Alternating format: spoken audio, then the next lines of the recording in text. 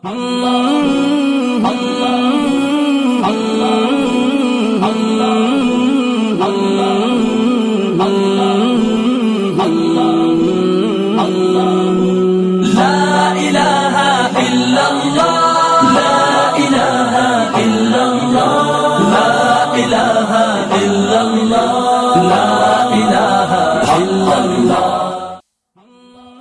باللہ من الشیطان الرجیم، بسم اللہ الرحمن الرحیم، اللہم صلی علی سیدنا مولانا محمد مبارک وسلم وصلی علیہ۔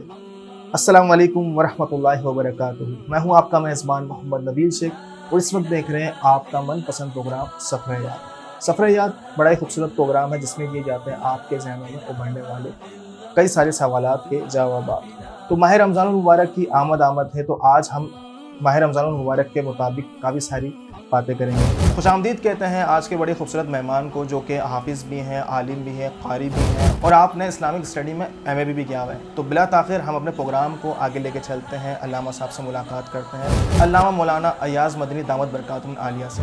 السلام علیکم ورحمۃ اللہ وبرکاتہ۔ وعلیکم السلام ورحمۃ اللہ۔ علامہ صاحب ماشاء اللہ سے دیکھ رہے ہیں کہ ماہ رمضان المبارک کے دن جو ہیں وہ رواں دواں ہیں، اور اس میں جو ہے عبادت کا ایک کافی دیکھتے ہیں کہ ہم لوگ عبادت کافی بڑھ جاتی، لوگ جو ہے وہ اکٹھا مسجد کے اندر کافی تعداد میں نظر آ رہے ہوتے ہیں۔ تو میرا صرف آپ سے یہ سوال ہے، اور ہمارے ناظرین کا بھی یہی اکثر مجھ سے سوال رہتا ہے کہ اس سوال کو اپنے پروگرام میں ایڈ کریں کہ ہم ماہ رمضان المبارک کے مہینے میں اللہ کا قرب کس طرح حاصل کریں۔ بسم اللہ الرحمن الرحیم، الحمدللہ رب العالمین والصلاۃ والسلام علی سید المرسلین۔ فی الحال تو میں آپ کا بہت شکر گزار ہوں نبیل بھائی کہ آپ نے مجھے اپنے پروگرام میں مدعو کیا۔ آپ کا سوال بہت ہی خوبصورت ہے کہ ماہ رمضان المبارک میں ہم روزہ رکھ کر یا عبادتیں کر کے اللہ تبارک و تعالیٰ کا قرب کیسے پا سکتے ہیں۔ جی لیکن یہاں میں اپنی بات کی ابتدا یوں کروں گا کہ رمضان تو ایک ایسا مہینہ ہے کہ جو حقیقتاً روزہ رکھ کر انسان اللہ تبارک و تعالیٰ کے قریب ہی ہوتا ہے۔ بے شک۔ لیکن ہمیں یہ بات جاننا بہت زیادہ ضروری ہے، وہ کون سے امور ہیں جو روزے کے ثواب میں کمی کا باعث بنتے ہیں۔ وہ امور جو روزے کے ثواب میں کمی کا باعث بنتے ہیں، یقیناً وہی قرب الہی کی راہ کے اندر رکاوٹ بنتے ہیں۔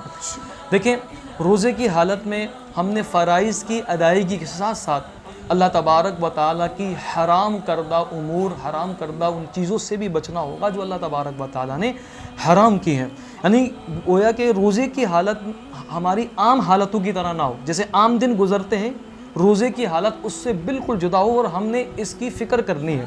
اور اسی وجہ سے ہم نے اپنے آنکھوں کو، کانوں کو، زبان کو جو ہے وہ بچانا ہوگا۔ جیسے ہمارا روزہ جو ہے وہ پیٹ کا ہے، جیسے روزے کی تعریف آتی ہے، صبح صادق سے لے کر غروب آفتاب تک بنیت عبادت کھانے پینے سے رک جانا، تو یہ تو ہوگی ایک روزے کی تعریف۔ لیکن ہماری آنکھوں کا بھی روزہ ہو، ہماری زبان کا بھی روزہ ہو، ہمارے کانوں کا بھی روزہ ہو، ہاتھوں کا بھی روزہ ہو، اور نبی کریم صلی اللہ علیہ وسلم نے اس کی طرف توجہ بھی دلائی ہماری۔ پیارے آقا صلی اللہ علیہ وسلم نے فرمایا، من لم يدع قول الزور والعمل به فليس لله حاجة في ان يدع طعامه وشرابه۔ پیارے آقا صلی اللہ علیہ وسلم نے فرمایا کہ جو شخص بحالت روزے کی حالت میں جھوٹ بولے اور اس پر عمل کرنا نہ چھوڑے، فلیس للہ حاجۃ فی ان یدع طعامہ وشرابہ، اللہ تبارک و تعالیٰ کو اس کے بھوکا اور پیاسا رہنے کی کوئی حاجت نہیں ہے، کوئی ضرورت نہیں ہے۔ اور پھر حضرت علی رضی اللہ تعالیٰ کا فرمان بھی یہاں پر ہمیں جو ہے ہماری اس بات کو مزید آگے بڑھائے گا۔ آپ فرماتے ہیں ان الصیام لیس من الطعام والشراب، فرماتے روزہ یہ نہیں ہے کہ کھانے پینے کو چھوڑ دینا، آپ فرماتے ہیں وَلَكِن مِّنَ الْكَذِبِ وَالْبَاطِلِ وَاللَّغْوِ، بلکہ یہ ہے کہ جھوٹ بولنے کو چھوڑنا، گناہ والے امور کو چھوڑ دینا، اسی طریقے سے ہر وہ بیکار چیز، بیکار کاموں کو چھوڑ دینا۔ تو جب ہم ان امور سے خود کو بچائیں گے، ان امور سے خود کو دور رکھیں گے، تو انشاءاللہ کما حق ہو روزہ رکھ کر اللہ تبارک و تعالیٰ کا قرب حاصل کرنے میں کامیاب ہو جائیں گے۔ ماشاءاللہ علامہ صاحب بڑا ہی پیارا آپ نے جواب دیا ہے۔ ہمارے ناظرین کے لیے کوئی ایسا میسیج دینا چاہیں گے رمضان کے مبارک مہینے کے ریلیٹڈ، کوئی بھی ایسی بات؟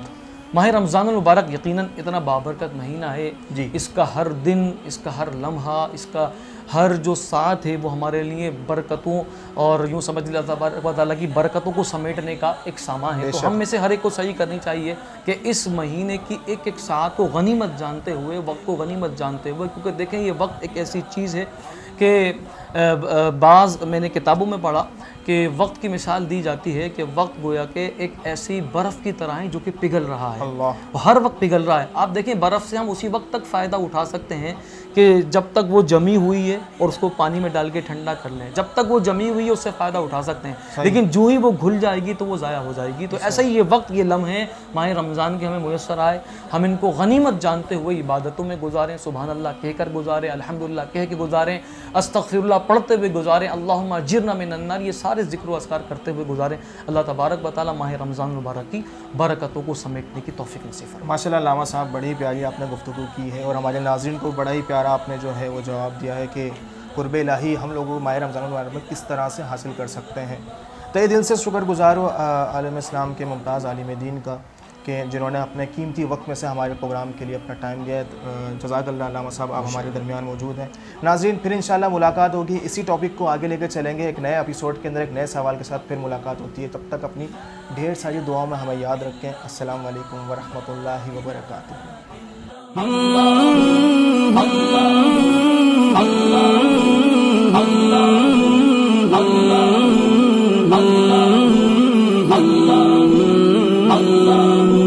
لا إله إلا الله، لا إله إلا